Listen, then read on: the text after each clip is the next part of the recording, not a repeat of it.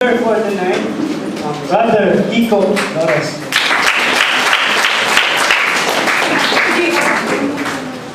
Ayun. Maraming salamat, bro. Good evening, brothers and sisters. Good evening, brothers and sisters. Ayun, our evening tonight is not just good, but it's filled with God Holy Presence. Do you believe in that? Yes, kasi God is with us here tonight. Amen? Pwede i-greet namin yung mga katabi natin ng God evening, bro. God evening, sis. Ayun. So, kanina si Brother Green nagtanong, sino yung mga blessed dito? Ako, I am blessed tonight. Kasi dito ako ngayon. And you know what? It is my first time to be here.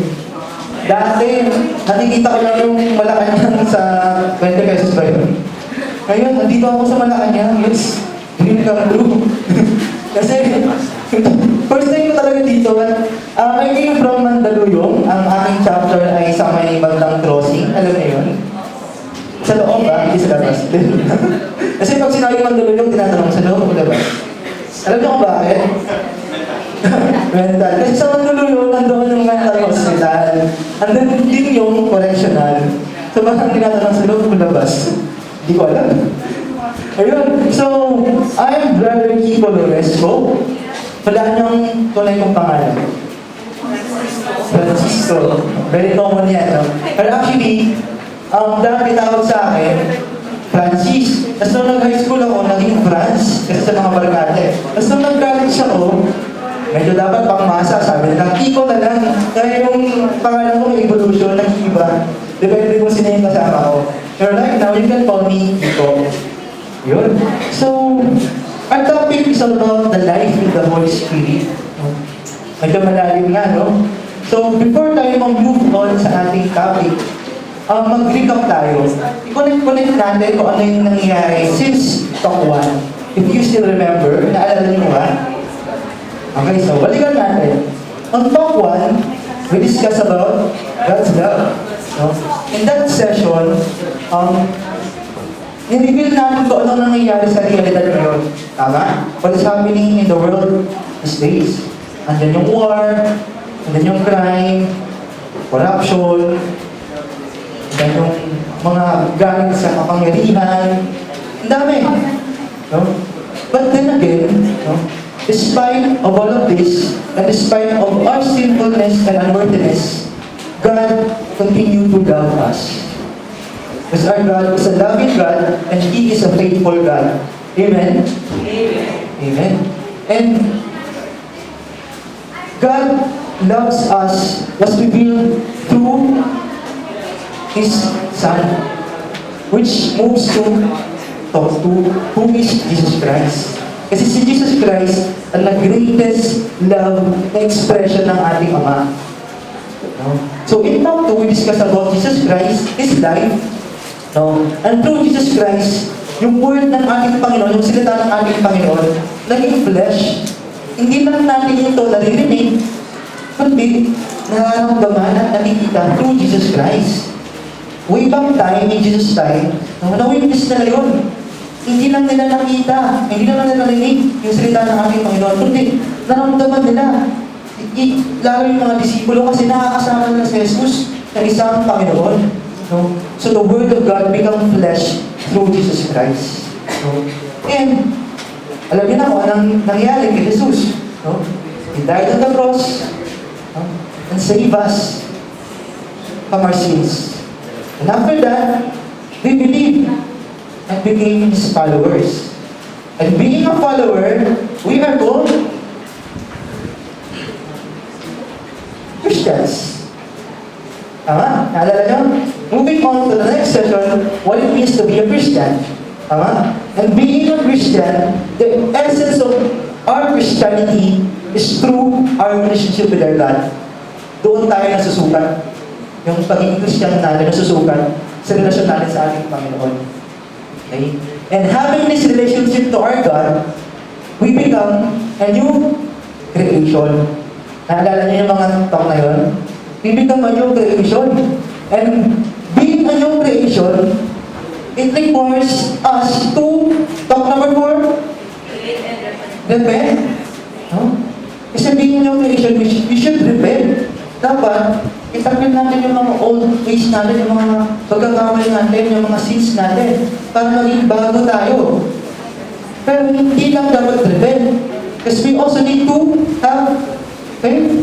To have faith that God will forgive us from our sins, that God will always be with us. Amen? Amen. And then, God loves us so much. No? By having faith, God loves us so much. And of that, God is waiting for our response. Talk number 5. No? It's all about loving God. And that should be our response, to love God with all our minds, soul, strength, heart. With all our hearts, minds, and strength. Tatlo yun, di ba? Okay? So, nalala ko nyo na, nakakonect ko lang nyo naman, no? And, in loving God, we can do it in this world by loving our neighbor. No? Kasi sabi ni God, love your neighbor as you love you. Amen? Amen. And by loving one another, we become united, we become one, we become brothers and sisters kasi nagmamahalan tayo. At dahil nagmamahalan tayo bilang brothers and sisters, we are called family. Amen? So, nakonect ba? May connect lahat yun. And syempre, for us to make this will continuously happening para lagi itong magpatuloy at hindi tayo panghinaan at hindi tayo bumalik sa dati nating pinanggalingan, we will need the Holy Spirit. Okay?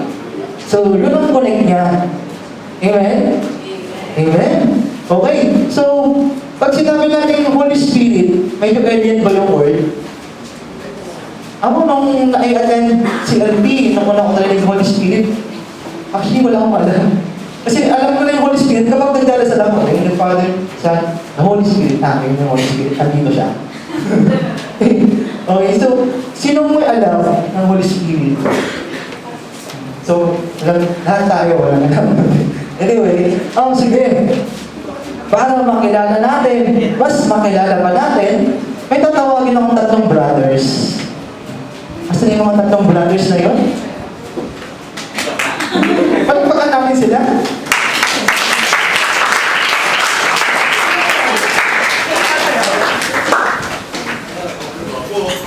Okay? So, handa na kayo? Sasayaw kami ng Gangnam Style. Anyway, okay.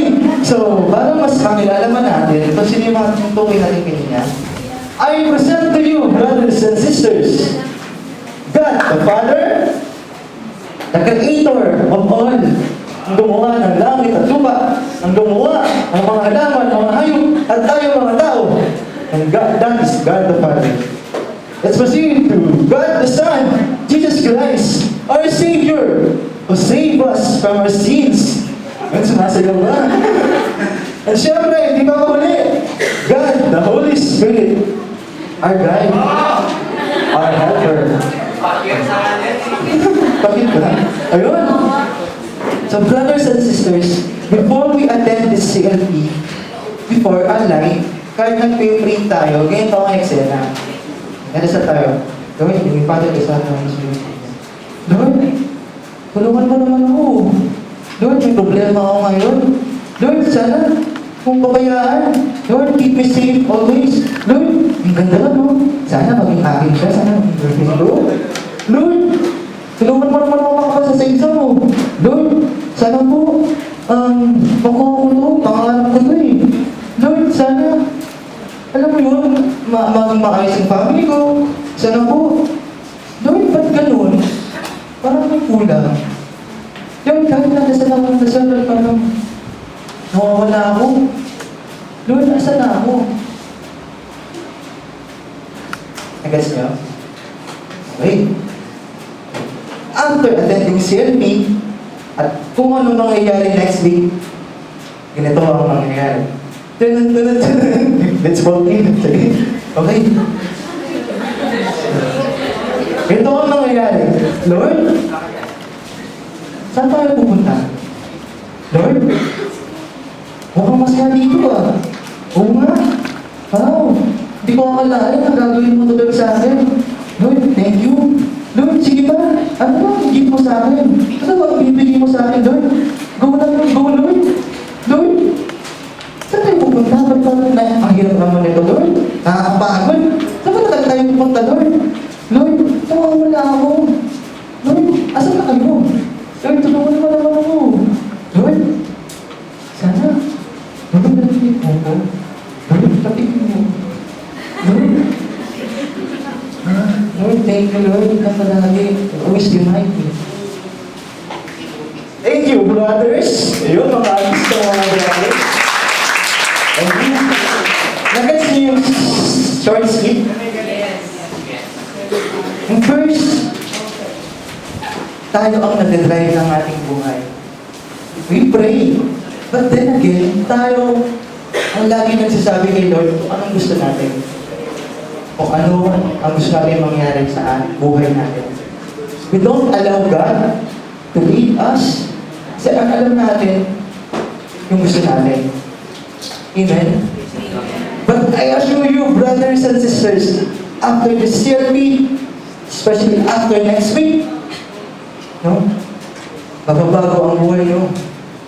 And you will let God na mag-lead sa buhay nyo. At anong nangyari kanina? Anong setup namin?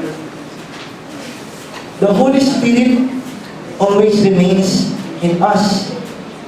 Nung nawala ako, tinatapik niya ako. Reminding me.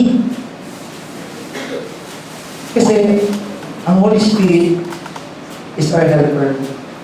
That God gave us the Holy Spirit as our guide. Amen? So medyo luminaw, no? Okay? Basahin natin. Ezekiel 36:26. And I will give you a new heart, and I will put a new spirit in you. I will take out your stony, stubborn heart, and give you a tender, responsive heart. So, through this verse, no, God promised us that He will give us the Holy Spirit.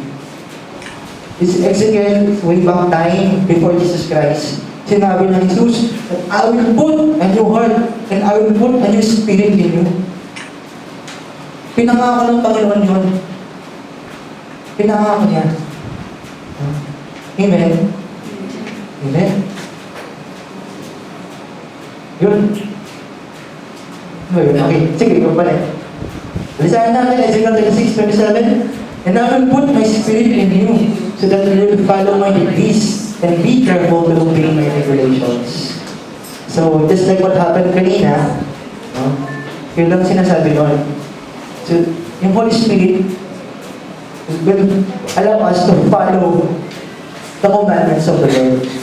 Tinatapik tayo kapag nawawala tayo. Amen? Amen? Ayun. Yung Holy Spirit, we already received that. Kailan to?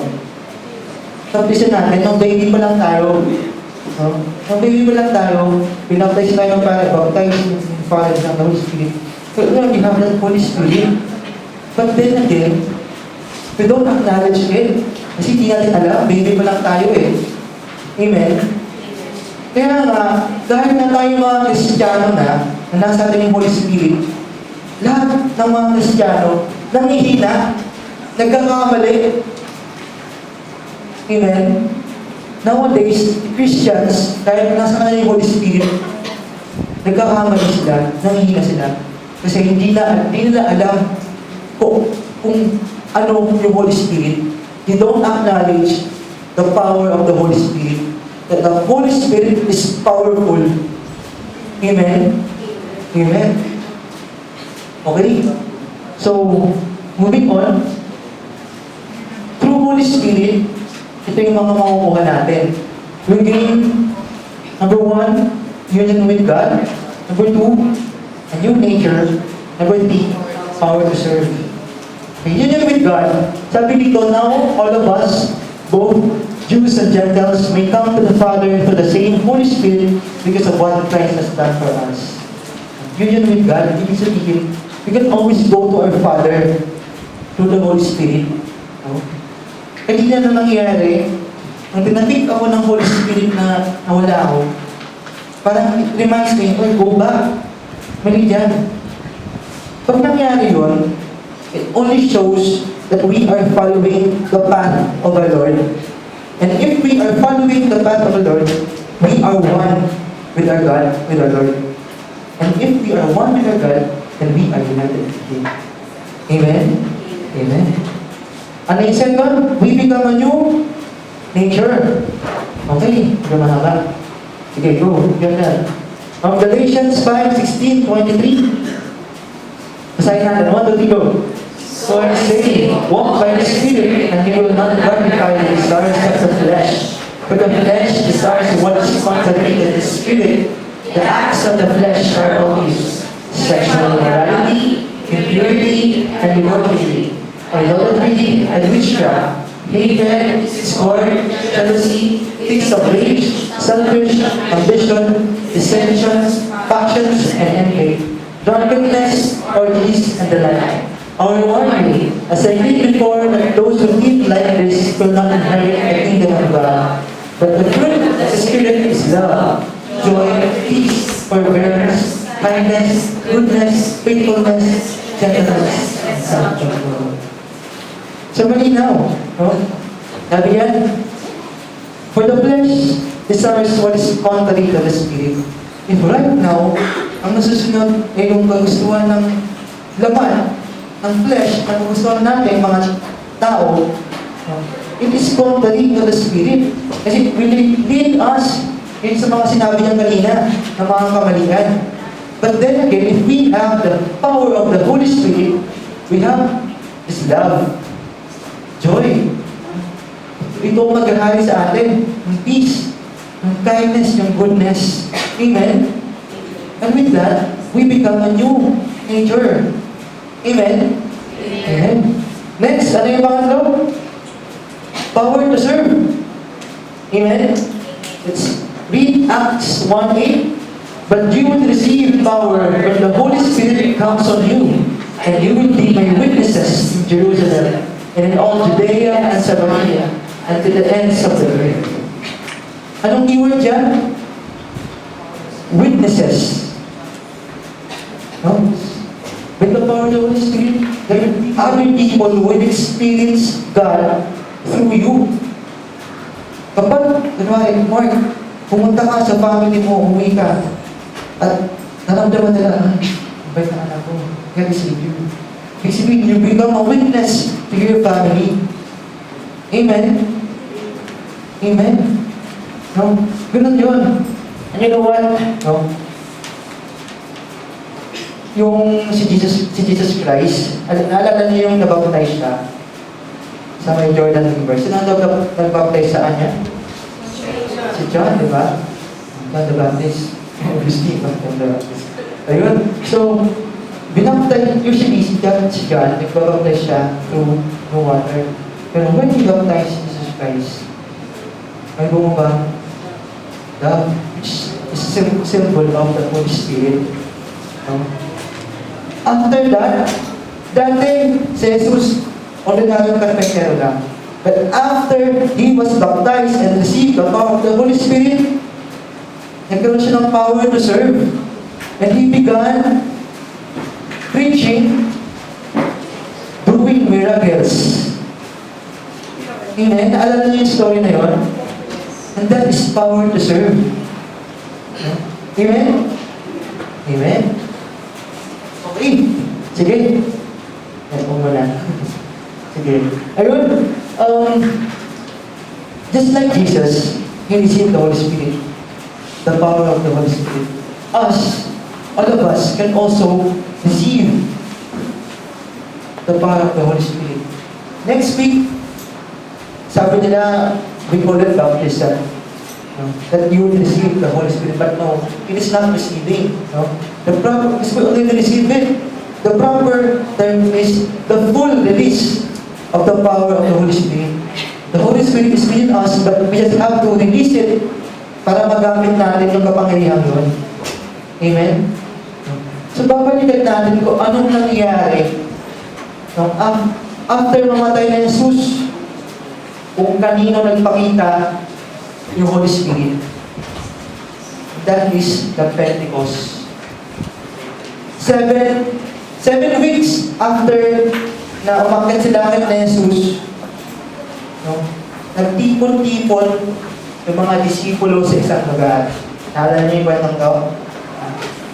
They call it the Pentecost. Yung Pentecost is actually is a feast of the harvest.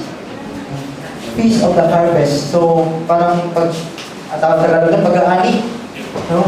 So, maintindihan nyo nga ba kung bakit pag-harvest siya, no? So, during that time, nagtipon-tipon sila sa isang lugar.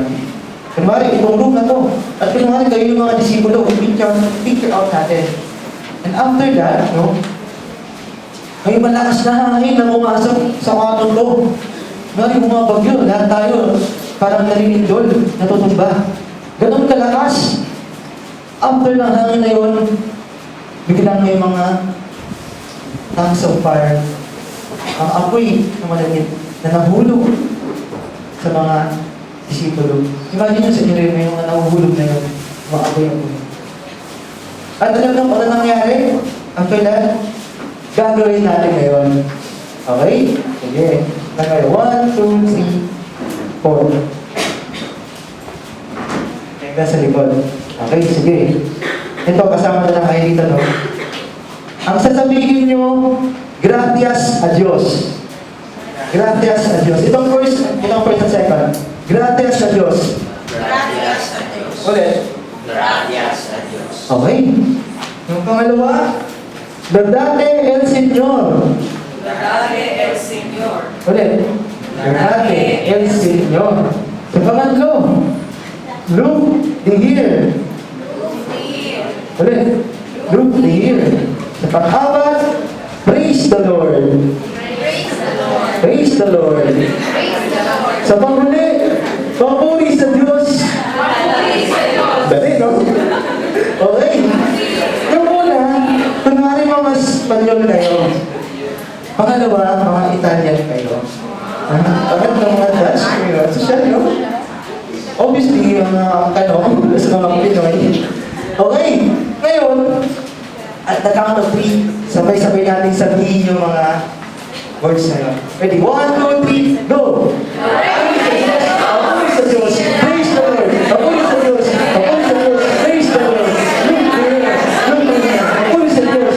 Hallelujah! Glorify! Worship! Ang gulo po.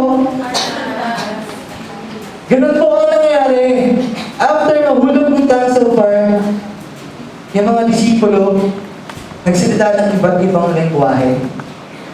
That is tongues. Nagbita sila ng iba't ibang lengguwahe. Gaya ng ginawa nyo. Hindi nyo siya language, pero nasalita nyo siya. And that is the power of the Holy Spirit. Ngayon, yung mga nakasaksi sa paligid, yung mga kasasera, hala, ano sinasabi ng mga to? Lasing ata itong mga to. Totoong nangyari to, atong kinakanta ko, nasa Bible talaga. Acts 2. No? Hala, lasing sila. Hindi, sabi ng isa. Narinig ko yung sinasabi niya. Language ko yun eh. Kaya lang, nagtataka ako, taga dito sa Jerusalem, pero yung language ko ang sinasabi niya. Taga Pilipinas ako. Sabi niya. Tapos, nung marinig ni Peter yun, sabi ni Peter, nagkakamali kayo. Hindi kami mga lasing. Alam mo kung anong oras pa lang? Alas 9 pa lang ng umaga. Lasing na kami? Hindi. But it is God, through the Holy Spirit, within us, kung bakit nangyari ito. Sabi ni Peter yun. After yun, dineclare ni Peter yung words ng Panginoon. Sinabi niya, ganito niya. Sinabi niya that God, through David, kay David pa lang, prophesied that a man of God, Jesus Christ, will come and do miracles. And after that, He will die for us and save us. Sabi yun. And He will come in 3 days. He will ascend in heaven. Believe. Sabi niya. Say, believe, sabi ni Peter. Kaya yung mga tao doon na narinig doon, naniwala sila. Ganun nangyari. And after that, they asked, then what should we do? Sabi ng mga tao, what should be our response? Sabi ni Peter, dahil yung verse 2, verse mula Acts 2, verse 1 hanggang sa dulo nun, sabi ni Peter, turn away from your sins and accept the Holy Spirit and live a new life to worship and serve the Lord. And after that, yung Pentecost, ano nangyari? Ano nangyari? Naitayo ang simbahan. Kaya nga si Peter ang dala. Yung Pentecost, doon nagsimula magtayo ang simbahan. Through sa mga taong yun, imagine that day, 2,000 ang nabaptize through the power of the Holy Spirit at nagsimula ng simbahan. Amen? Amen? Okay? Sana ako. Ayun, yung nangyari sa mga disipulo and the 2,000 men, we can also experience that. The same power, the same gift. And then also experience the same power to have a relationship with our God, the same power of worship to our God, the same power to serve. Amen? And as we move on, the Holy Spirit has 9 gifts. May siyang regalo sa atin. Okay, basahin natin 1 Corinthians 12, 8 to 10. To one is given through the Spirit a message of wisdom, to another a message of knowledge, by means of the same Spirit, to another faith by the same Spirit, to another gift of healing by the one Spirit, to another miraculous powers, to another prophecy, to another distinguishing between spirits, to another speaking different kinds of tongues, and to still another interpretation of tongues. Okay. Say natin, para malaman natin kung anong mga ginagawa. Ito yung pwedeng na ibigay ng Holy Spirit sa atin. Number 1, knowledge. Yung knowledge ng tao, limited yan. Limited yan. Hindi natin alam lahat. But our God knows everything. And He can give that to us. The gift of knowledge. For example, ikaw ang isang estudyante at nahihirapan ka sa math. But if you have the power of the Holy Spirit and ask for it, Lord, help me answer this problem. Masasagutan niyo. Ganun katindi ang gift of knowledge. Ito yung kadalasang hinihingi natin kasi nagagamit natin sa araw-araw. Okay, so malinaw yung konsepto ng knowledge, no? Next is wisdom. Knowledge and wisdom go together most of the time. So for example, if I have this knowledge, kunwari, I read the Bible. Okay, knowledge yun kasi may nalaman akong salita sa Bible, tama? But if ako, hindi ko siya naintindihan, hindi ko siya na-interpret, hindi ko siya naisabuhay, wala akong wisdom doon. Kunwari, pinag-aralan ko ito, the life of the Holy Spirit, nalaman ko yun. But if I cannot deliver it to you, hindi ko yun maisasabi, hindi ko maipapaliwanag, hindi nyo maintindihan, ibig sabihin, wala akong wisdom. Amen? Ganun yun. Next, faith. No? Tayo, may faith tayo. But at different levels. Pwede ito, mahina, taas. Eh, may iba-ibang level ng pananalig natin sa Panginoon. But through the power of the Holy Spirit, lalalim yung ating faith sa ating Panginoon. Amen? Amen. Prophecy. Itong prophecy, no, this power will give us the opportunity to become God's messenger.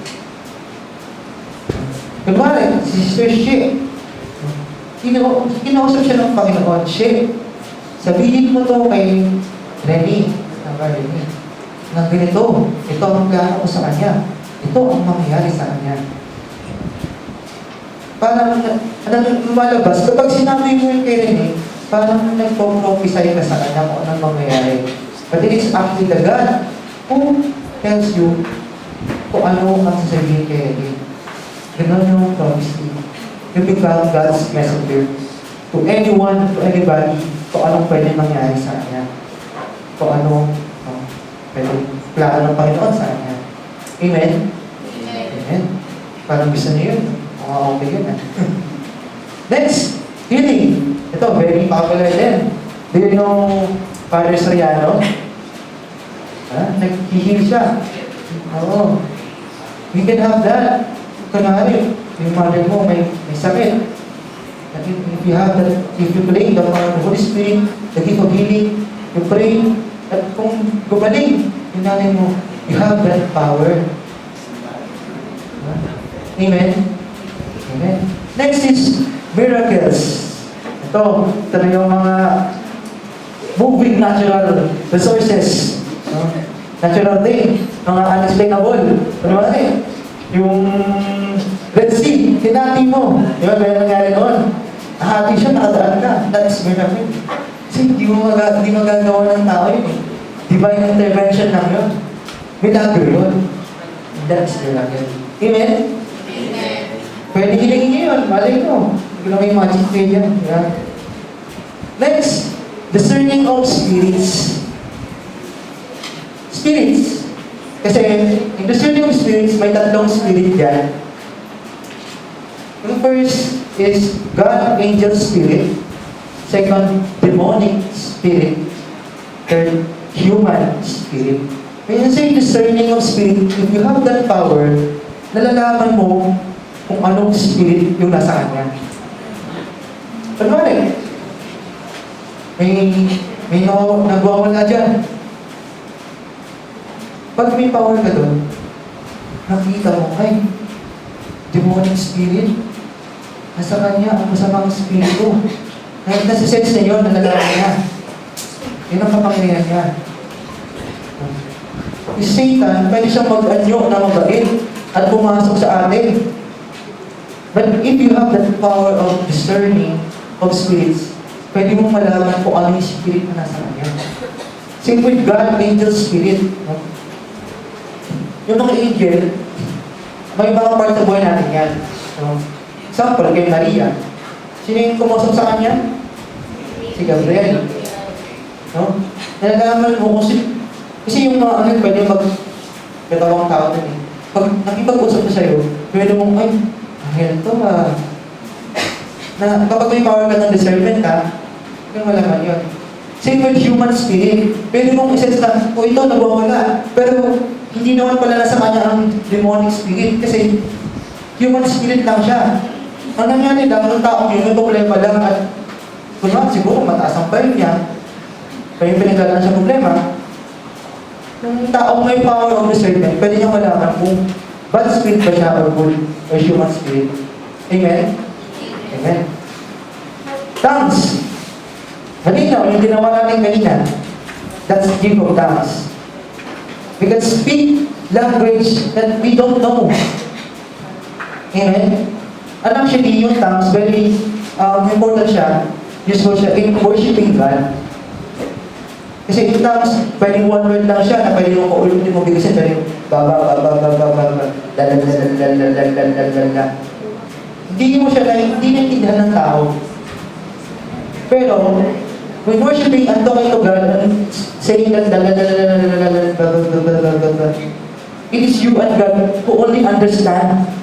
Kasi it is your heart who is talking to God. Nagiging si sister. Yun, that is tongues. No? You can speak. Kasi very important siya, no? Kasi when you're worshiping and talking to God, at may gusto kang sabihin sa Kanya, yung mga evil spirit, si Satan, hindi niya maintindihan kung ano yung lalalala, Kasi ang nag-uusap na yung puso mo at ang Panginoon. At hindi ka niya pwedeng istorbohin. Ano kaya sinasabi nito? Sabi ni Satan, ba't babal baliw ata to. That is the gift of tongues. Amen? The last one, interpretation of tongues. Kapag may power ka nito, kung ano yung sinasabi ng lalalala, pwede mong maintindihan doon. Sinasabi ni Kailan, sana magka-boyfriend na ako. Yung pala yung sinasabi niya. Nalaman ko tuloy sabi niya. Kasi may gift siya ng interpretation of tongues. So, malinaw po ba ang ating 9 gifts? So, malinaw lahat. Okay, pag-order natin yung start. Ngayon. So, huwag kayong mabigla kung ano mangyayari next week. Okay? You know what, brothers and sisters? Before I attend the CLP, I never expected my life na magiging ganito ako. Speaking in front, claiming God's word. If I still remember, back in high school, galit na galit ako sa dad ko. Kasi hindi ko siya nakausap. Kasi yung dad ko parang feeling ko walang kwenta. Kasi hinahayaan na lang yung mom ko na magtrabaho.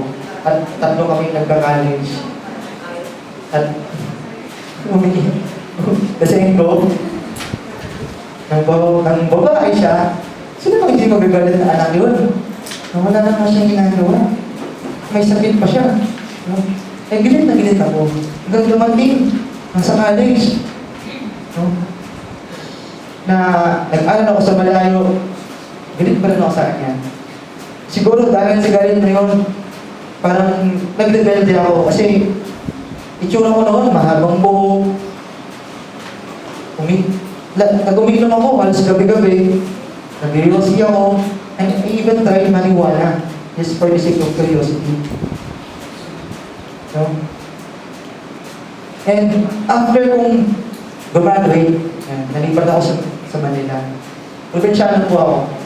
5 years na ako sa Manila, nag-work in Manila Water. So, after kong malipat dito, wala akong family dito, wala akong kaibigan, ano yung pray to God? Lord, after 1 week po malipat dito sa isang bahay, I rented a room, pag-isa ko wala akong kilala. Lord, help me. And you know what, after that, tumalan ako ng visa, may nagabot ng flyers sa akin. Taran! An invitation to Speakers for Guys, Christian Life Program. Marami nakalagay. May invitation na nakatanggap. After that, yun, natin ako. Very excited. Una ako lagi. Wala ako sa service team. Totoo yun. Kompleto ang attendance ko. And after baptism, iyak ako ng iyak. Sa lahat ng pinagagawa ko. After that, eventually, by the power of the Holy Spirit, kasi diba, sabi natin, with the Holy Spirit, bibigyan man yung nature. After that, parang nawala yung galit sa dad ko. Parang, napatawad ko siya. Unlike, di ba na parang hirap ng patawad, pero after that, nawala na, burado lahat. Umuwi ako ng probinsya, nagkagantuhan kami, parang walang nangyari. At sobrang sarap sa pakiramdam, na parang I have this father and son relationship na I never experienced before. Ganun pala ang power of the Holy Spirit, pinabago niya ang buhay mo, and even other people. Amen? So, as we move on, i-continue ko lang yung story ko kanina, no? Ngayon, hindi na ako nag-rosy, hindi na lang ako umiinom. Ngayon, halos araw-araw, nagsiserve ako. Umalis ako, may 3 retreat kaming ginagawa sa Mandaluyong, ang CO, Nigel at Princess, sabay-sabay ang cluster wide. Today, umaatan ako ng MB program to be a full-time. And if it's God's will, and let it be. So, Yun nga, I never expected na magiging ganito lahat ng nangyayari sa buhay ko. And I work toward God.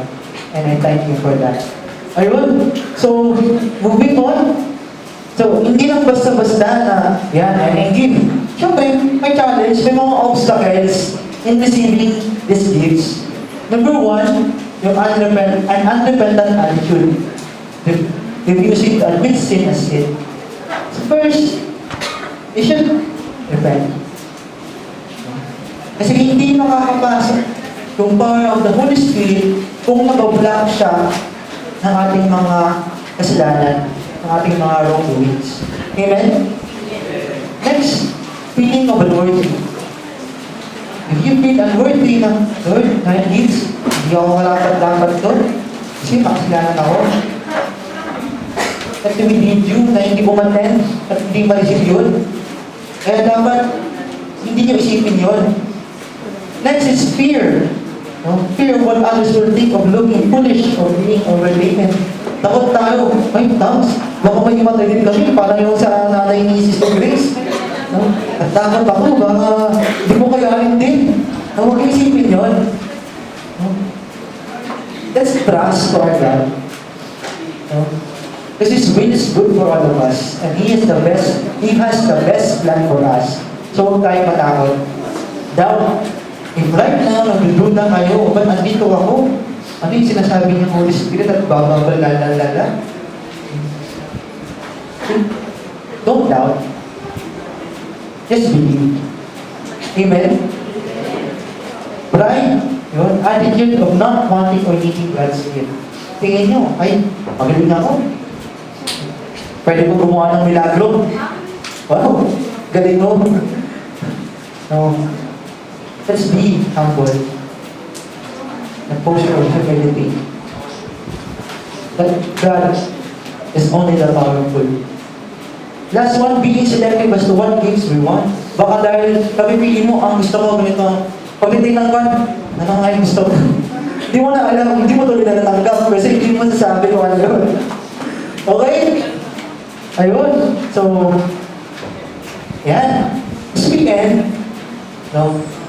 Remember that we are a work in progress. Nung ginawa tayo ng Panginoon, hindi pa tayo kompleto. We are still imperfect. And God continuously working in us. No? If right now you feel dirty, you feel unworthy, just believe. Kwento ko lang, short lang, no? Alam mo yung Aladdin story, A Whole New World, Carpet, Genie, yan. Yun, kumanta si Sister. Alam nyo kung paano lumabas si Genie? Bakit lumabas si Genie? Anong ginawa ni Aladdin? Nirab na yung lamp. Bakit niya nirab yung lamp?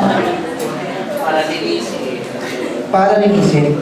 Because the lamp is dirty. Right now, you feel dirty, unworthy, punong-punong kasalanan. God will remove all of that para lumabas yung kapangyarihan para si Genie. Remember, Philippians 1:6, basahin natin. And I am sure that God who began the good work within you will continue His work until it is finally finished that day when Christ Jesus comes back again. So brothers and sisters, reminder lang, no? Let's confess. It will help. And then, let's pray for next week. Kasi si Satan ngayon, galit na galit siya. Ayaw niyang matanggap niyo ang Holy Spirit. At gagawa siya ng paraan para pigilan. Pwede pag-overcome kayo, pwede may mangyaring hindi ka nais-nais, pray for that. And claim for God's plan. Yung kanyang plano sa atin. And He will finish that. Amen? And with that, brothers and sisters, may God be praised.